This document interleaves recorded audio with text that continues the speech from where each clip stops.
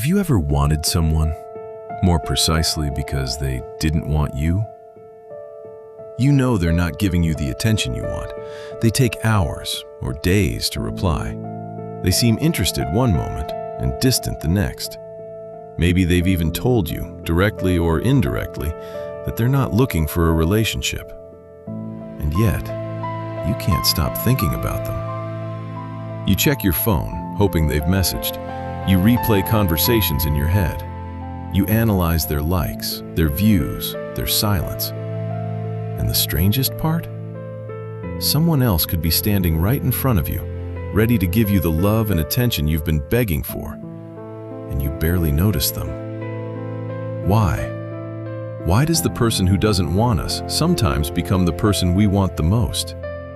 The answer has surprisingly little to do with love, and a lot more to do with desire, psychology, uncertainty, and the way our brains respond to rejection. Welcome to Game of Desire. Let's get into it. Think about this. If you knew with absolute certainty that this person wanted you, would you still want them as badly? Sometimes the answer is no, because what you're really chasing isn't necessarily the person. You're chasing the feeling of finally being chosen by them. There's a psychological difference between I want this person and I want this person to want me. Those sound similar, but they're completely different desires. When someone rejects us, our ego can interpret that rejection as a challenge. Your brain starts asking, why don't they want me? And then another question appears. What do I need to do to make them want me? Suddenly, the relationship isn't just about attraction anymore. It's become a test. And now, getting their attention feels like winning. Here's where things get really interesting. When someone is consistently affectionate, you know where you stand. There's security, there's predictability. But when someone gives you attention inconsistently, your brain has to keep guessing. One day they're warm, the next day they're distant. They text you all night and then disappear for 3 days. They flirt with you, but won't commit. They make you feel special and then act like you're just another person. That uncertainty can make you think about them constantly because your brain keeps searching for an answer. What do they really feel about me? And every new interaction becomes another clue. This is one reason inconsistent attention can become so psychologically powerful. You're not simply waiting for a message, you're waiting for resolution. Imagine two people. Person A tells you, I really like you. I want to be with you. Person B says, I don't know, maybe. We'll see. Which one occupies more space in your mind? For many people, it's person B. Why? Because there's an unanswered question, and humans are naturally drawn toward unfinished situations. When something doesn't have a clear ending, our minds keep returning to it. That's why you can spend weeks thinking about someone you barely dated, while barely remembering someone who treated you wonderfully. The first person left you with an unanswered question, and unanswered questions are addictive. Sometimes the obsession isn't really about them. It's about what their rejection makes you believe about yourself. You start asking, what's wrong with me? Why wasn't I enough? What does that other person have that I don't? And now, you're no longer simply pursuing a relationship. You're trying to repair your self-esteem. You think, if I can make them choose me, maybe I'll finally feel worthy. And this is where things can become dangerous, because you start measuring your value by someone else's willingness to love you. You chase harder. You become more available. You tolerate behavior you normally wouldn't accept. You overlook red flags. You convince yourself that if you just say the right thing, look the right way, or give them enough attention, they'll finally realize your worth. But here's the uncomfortable truth. Someone rejecting you doesn't mean you're not valuable. It means they don't want the relationship you're offering. Those are not the same thing. There's another reason we become attached to people who don't want us. Sometimes, we're not in love with who they actually are. We're in love with who we imagine they could become. You imagine the relationship, the dates, the late-night conversations, the affection, the future. You build an entire relationship in your head, even though the real person hasn't given you much to work with.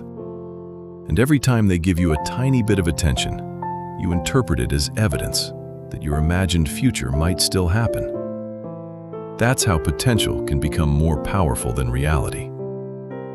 You don't fall in love with what is. You become attached to what could be.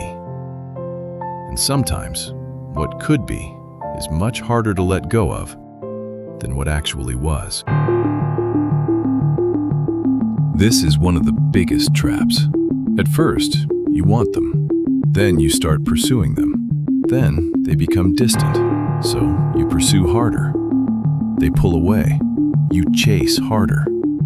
Eventually, the pursuit itself becomes emotionally rewarding. Every text feels like a victory.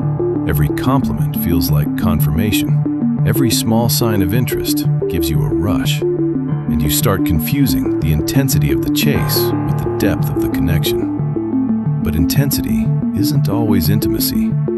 Sometimes anxiety feels like passion. Sometimes uncertainty feels like chemistry. Sometimes obsession feels like love. And sometimes you're not deeply connected to the person. You're simply deeply invested in getting them to choose you.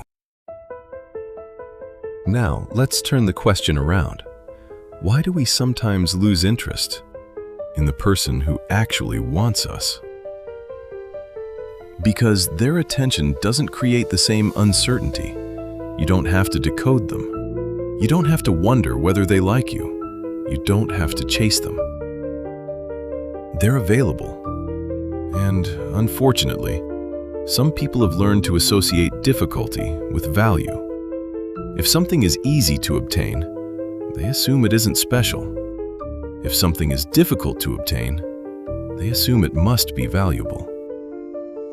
But relationships aren't luxury handbags. Scarcity doesn't automatically mean quality.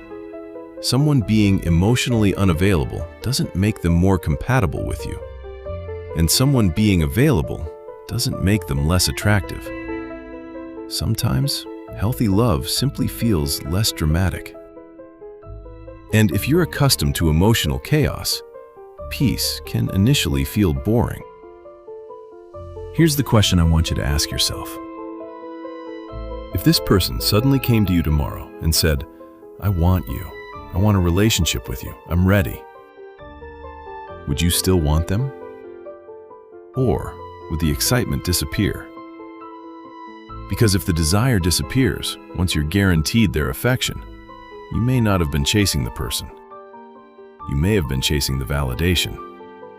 And that's a very important distinction. Before asking, "How do I make them want me?" ask, "If they wanted me, would I actually want them?" That question can save you months or even years of emotional confusion. So what do? First, stop romanticizing their potential.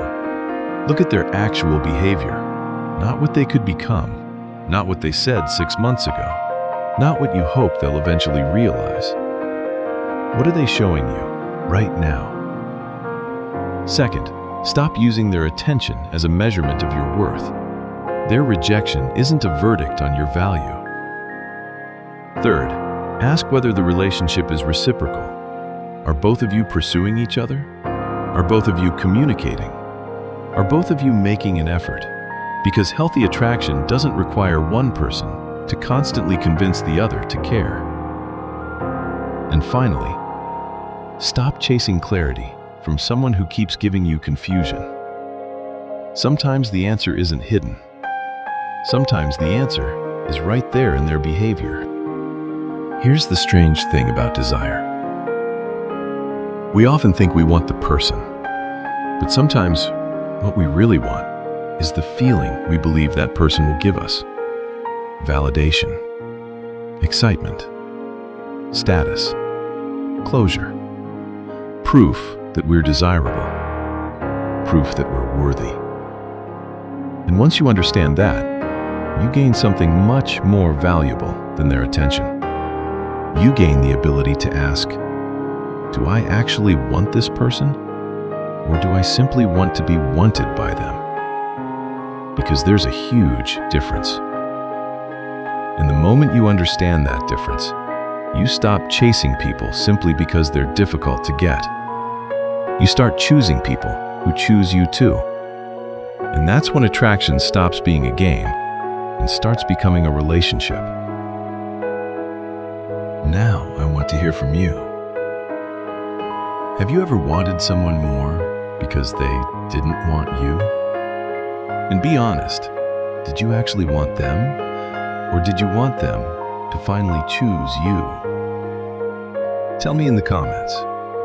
And if you enjoy understanding the psychology behind attraction, relationships, love, and human behavior, subscribe to Game of Desire. Because sometimes, the hardest person to understand in a relationship isn't the other person, it's you. I'll see you in the next one.